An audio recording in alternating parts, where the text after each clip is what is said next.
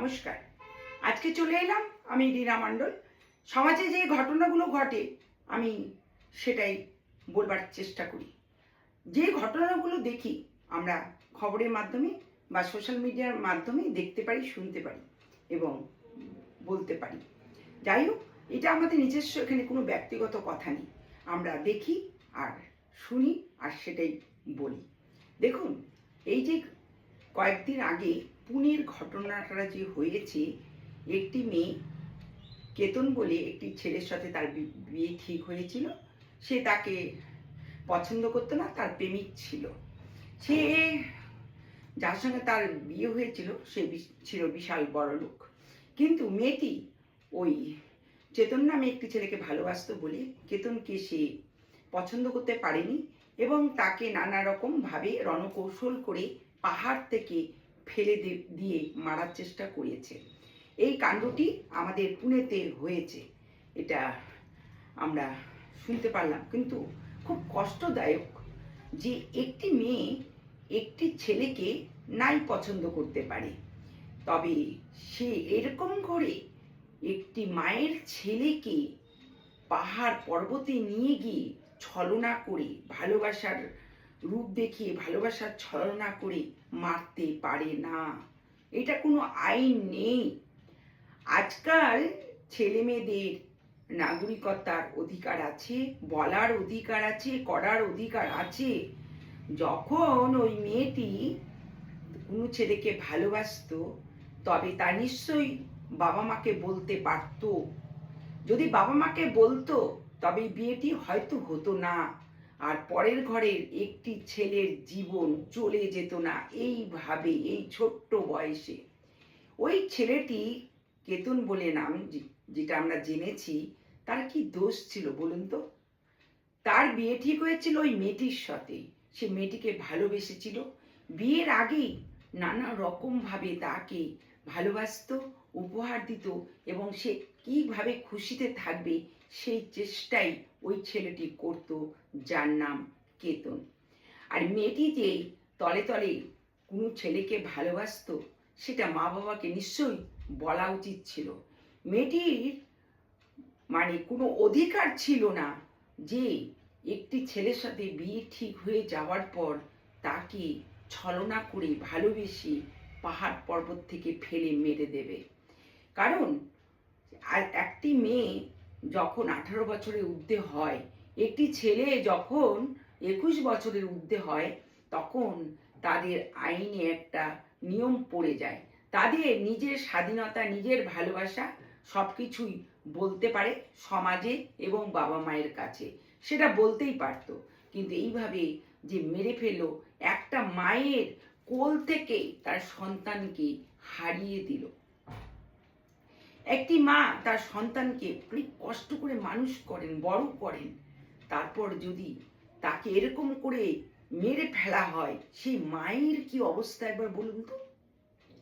এই জন্য প্রত্যেক মা বাবার কাছে অনুরোধ করব, যখন একটি ছেলে মেয়ে আপনাদের ঘরে মানুষ হয়, আপনাদের ছেলেমেয়েরা তারা যখন বড় হয়ে ওঠে, তাদের নিজস্ব কোনো ব্যক্তিগত কথা থাকে, প্রত্যেক মা বাবাকে তার সন্তানের কথা শুনতে হয় এবং সন্তানের সাথে বন্ধুর মতন মিশতে হয় এবং তার যাবতীয় কথাবার্তা দৈনিক যেটা হচ্ছে, বন্ধু বান্ধব, সমাজে থেকে স্কুল কলেজ, সেগুলো মা বাবাকে অবশ্যই শোনা দরকার। কিছু কিছু মা বাবা আছেন যারা ছেলে মেয়েকে প্রচণ্ড পরিমাণে শাসন করেন। সেই ছেলে মেয়ে কোনো কথাই বাবা মাকে বলতে পারেন না, আর বলতে পারেন না বলেই আজকে হয়তো এই কাহিনীটা পূর্ণিম হয়েছে। এইসব কাহিনী দেখতে আজকাল সমাজে একদমই ভালো লাগে না, কিন্তু হচ্ছে। আপনারা মাঝে মাঝে শুনবেন এইরকম অনেক কাহিনী হচ্ছে। একজনের বরকে ছেড়ে আরেকজন বউ পালিয়ে যাচ্ছে, ছেলে মেয়েকে রেখে পালিয়ে যাচ্ছে, আরেকজনের বর আরেকজনের সঙ্গে পালিয়ে যাচ্ছে। এই প্রেম কাহিনী আজকাল অনেক প্রচারিত আছে। কিন্তু পুনের ঘটনাটা খুব মর্মান্তিক, দুঃখজনক, বেদনাদায়ক। এইরকম যেন কোনো মেয়েরা কোনো ছেলেকে ভালোবাসার ছল করে না মারে। আমি দেখেছি, আমি আমাদের যে এখন মুখ্যমন্ত্রী হয়েছেন তার কাছে অনুরোধ করব, আপনারা তো ডবল ইঞ্জিন, আপনারা অনেক কিছু আইন আনতে পারেন, তবে এই আইনটি আনুন আমার একান্ত অনুরোধ। এবং যে প্রত্যেক ছেলের যেন নিজস্ব একটা আইন থাকে। দেখুন, আইনগুলো খালি মেয়েদের জন্যই বানানো হয়েছে, ছেলেদের জন্য বানানো হয়নি। একটা মেয়ে একটা ছেলেকে যদি মনে করে ডিভোর্স দেবে, তবে আইন সেটা ডিভোর্স দিয়ে দেওয়ায় ছেলেটির কোনো কথাই শোনে না। আর একটি ছেলে যখন একটি মেয়েকে নিয়ে সংসার করতে পারে না, তখন সে যদি ডিভোর্স মামলা করে তবে হয় না। এই আইন কানুন ছেলেদের জন্য নেই। এই স্বামী স্ত্রীর ক্ষেত্রে ছেলেদের একটি বিশেষ আইন আনা দরকার আছে। কারণ খালি ছেলেরাই ভুল করে, মেয়েরা করে না, এরকম কোনো মানে নেই। আইন সবার জন্য সমান হতে হয়। এই বিবাহ বিচ্ছেদ বা যে কোনো আইন, ডিভোর্স, এগুলো ছেলের জন্য আনা উচিত।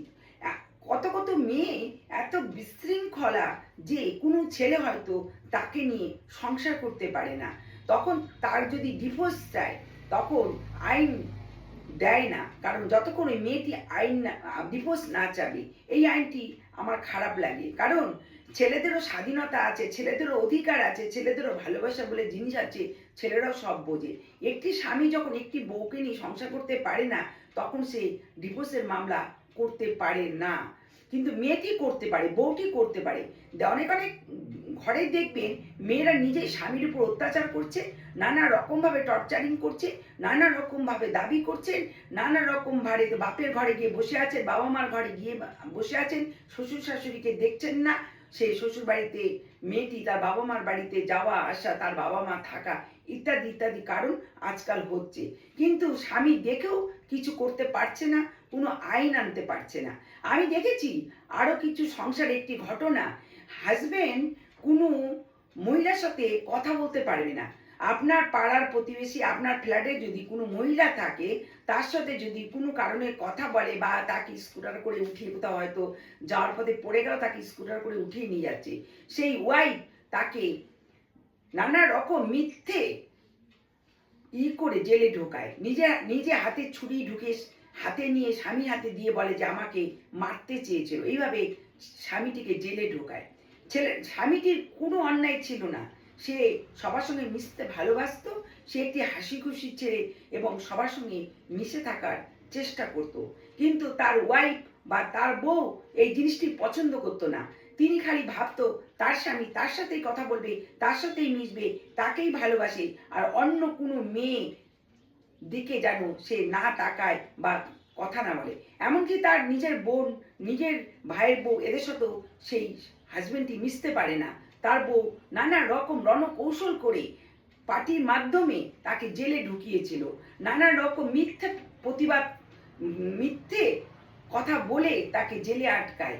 তারপর সেই স্বামী জেল থেকে যখন বের হয়ে আসে, সেই বউটি তার কোয়ার্টার বা ফ্ল্যাটে ঢুকতে দেয় না।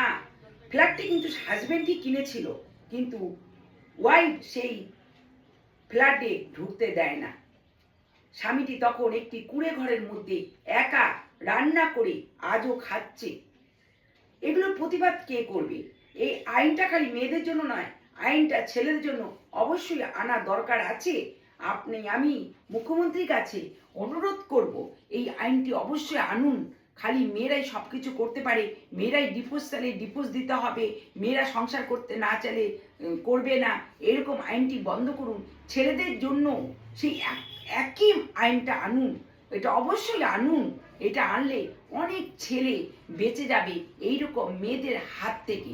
আজকাল খালি ছেলেরাই মেয়েদের উপর অত্যাচার করে না, অনেক মেয়ে আছে, অনেক বউ আছে, হাজবেন্ডকে নানা রকমভাবে উপদ্রব করে, নানা রকমভাবে তাকে ঝামেলায় জড়িত করে ফেলে, নানা রকমভাবে রণকৌশল করে অনেক বউরা আছেন স্বামীকে মারার চেষ্টা করে এবং অন্য পুরুষকে ভালোবেসে ওই স্বামীকে ডিভোর্স দেওয়ার চেষ্টা করে। কিন্তু ছেলেরা দেখেও পারে না তার বউ যদি অন্য লোকের সাথে ঘুরে প্রেম করে, ভালোবাসে, স্বামী দেখেও কিছু করতে পারে না, কারণ তাদের জন্য আইন নেই। আইনটি খালি মেয়েদের জন্য করা হয়েছে। আমি আজকে একটি মেয়ে হয়ে অনুরোধ করব ছেলেদের জন্য আইন আনুন। নাহলে দেখুন ঘরে ঘরে এইরকম কত ছেলে প্রেমিকার হাতে, বইয়ের হাতে, স্ত্রীর হাতে মারা যাচ্ছে এবং নানা রকম ঝামেলায় জড়িত হয়েও তাকে ওই মেয়েটির সঙ্গে তার ইচ্ছা মতো সংসার করতে হচ্ছে। এমন এমন পুরুষরা আছেন যে যারা বউকে ছেড়ে অন্য স্ত্রীর সঙ্গে কথা বলতে পারেন না, কথা বলতে গেলেও তারা আইনত আইন নিয়ে আসে। এরকম কোথাও লেখা আছে যে কোনো পুরুষ বিবাহিত হলে অন্য স্ত্রীর সঙ্গে কথা বলতে পারবে না? এরকম আইন কি আছে? কিন্তু আমি চোখের সামনে দেখেছি একজন পুরুষকে এরকম তার স্ত্রীর হাতে অপমানিত, নানা রকম মিথ্যা তার উপর অপবাদ দিয়ে তাকে জেলে ঢুকিয়েছে। আজও সে 3 বছর হয়ে গেল, আজও সে 3টি তার ঘর থাকতে, 3টি তার ফ্ল্যাট থাকতে সে একটি ছোট্ট কুঁড়ে ঘরে তার বাবার জমির উপর একা থাকেন এবং একা অবস্থায় রান্না করে খান। দেখলে খারাপ লাগে। কিছু কিছু আমরা জিনিস আজও চোখের সামনে দেখতে পারি, বুঝতে পারি, কিন্তু বলার অধিকার নাই, আইন নাই অনেক ছেলের হাতে আজও। দেখবেন এই যে পুনের কাহিনী, এরকম কাহিনী অনেক জায়গায় অনেক ঘটনা ঘটছে, কিন্তু এরা আইনের কাছে এদেরকে দিলেও এরা হয়তো 2 মাস 3 মাস 6 মাস জেলে থাকে, তারপর তারা জামিন পেয়ে ফিরে আসে। কিন্তু যার ঘরে মা ছেলে হারিয়ে যায় সে কি আর কোনোদিন ওই ছেলেটিকে কোলে পাবে বা খুঁজে পাবে বা কোনো পরিশ্রমের মাধ্যমে ওই ছেলেটিকে পাবে? কিন্তু আইন কিন্তু সেরকম আইন করা উচিত যাদেরকে ধর্ষণ কাণ্ড বলুন, এইরকম কাহিনীগুলো বলুন, পুনের মতন কাহিনী, তাদেরকে অবশ্যই নানা রকমভাবে শাস্তি দেওয়া দরকার আছে।